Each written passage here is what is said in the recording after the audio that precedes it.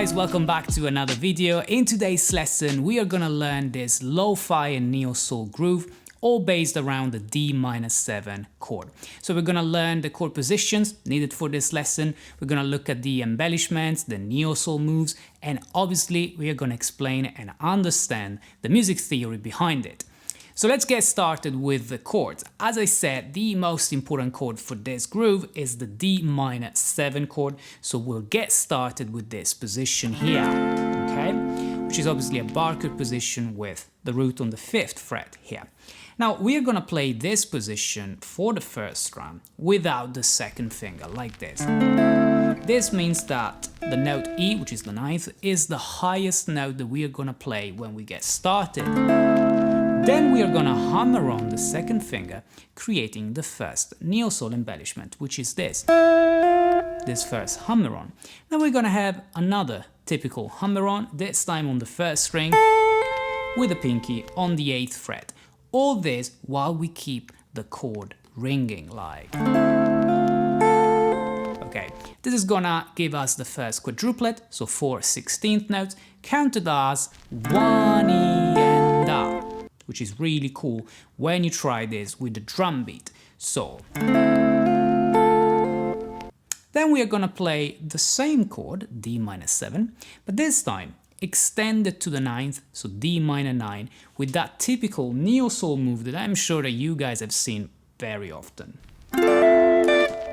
Like this. So I bar now the 10th fret, bottom 4 strings doing this, then hammer on with the pinky on the 12th fret, which is the 9th, that's why we call it D-9, and then I remove that note to actually hear the root 1 octave higher, which is this one here, okay, the note D. Now guys, if you love R&B and neo soul like I do, you can dive deeper with me by joining my new neo soul class on Till.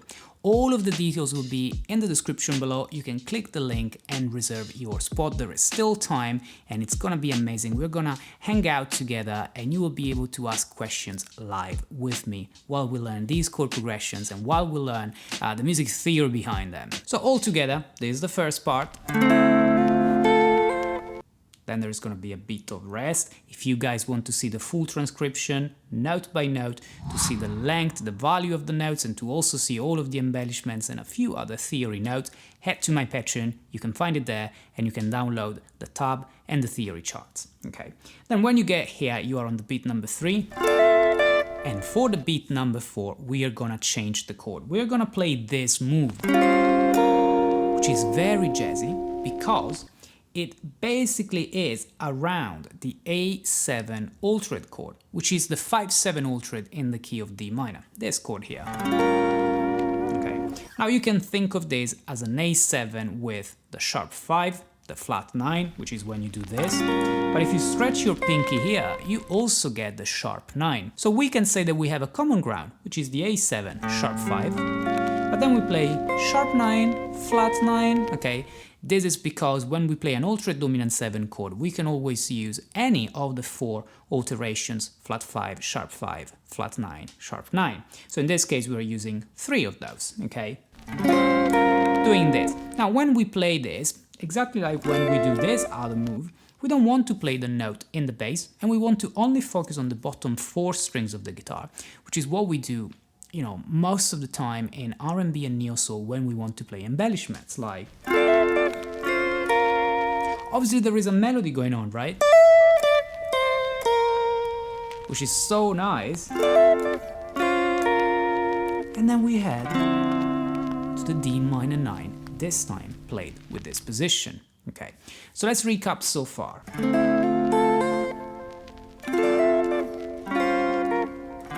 Then in the second bar, we stay on that D-9 until the last beat. Particularly on the second 16th of the last beat, we play a secondary diminished 7th chord, which is C sharp diminished 7th. Okay, this is the upper part of the A7 flat 9, so the secondary dominant, the 5/7 that we were playing even before when we were doing this,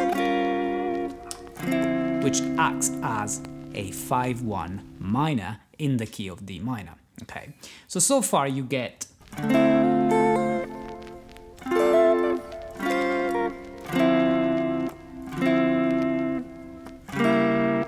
ready to start again from here.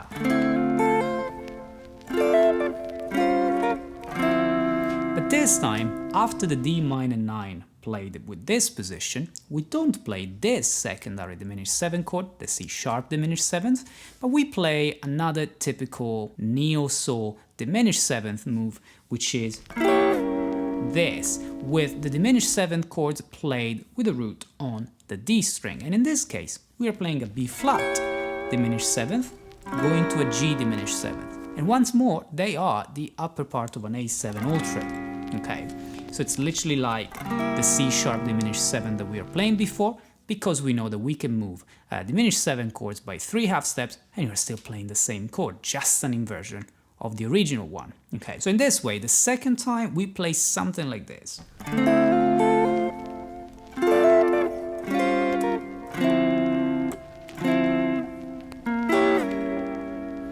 And once more, if you want to see exactly the way I'm hitting these chords and how to count them, check out the full transcription on my Patreon. Then after that, you just keep vibing around the same groove with the drum beat until you lock in the actual groove that you're looking for. So what I mean is try to get that laid back Neo Soul R&B feel.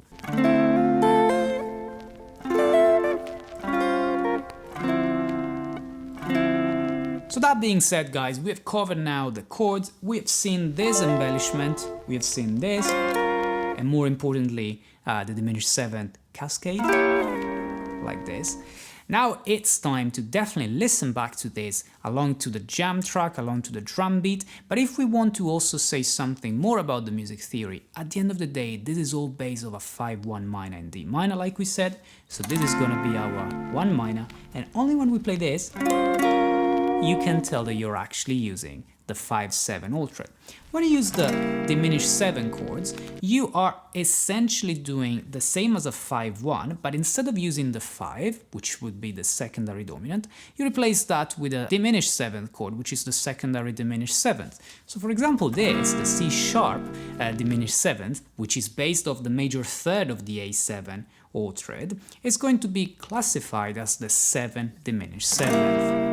Okay. And once more, guys, this is definitely something that you will find very often if you subscribe to my Patreon page, because what I like to do for my Patreons is also adding theory notes to the chord progressions that we explain and to the transcriptions, to the PDFs that you can find on my Patreon page. Now, guys, I'm gonna play this whole loop once more with the drum beat. If you enjoyed it, please make sure to subscribe to this channel and make sure to also practice along to this video to lock in the actual groove that we are learning. And if you have any questions, feel free to leave them in the comments below. Thanks for watching and see you on the next video.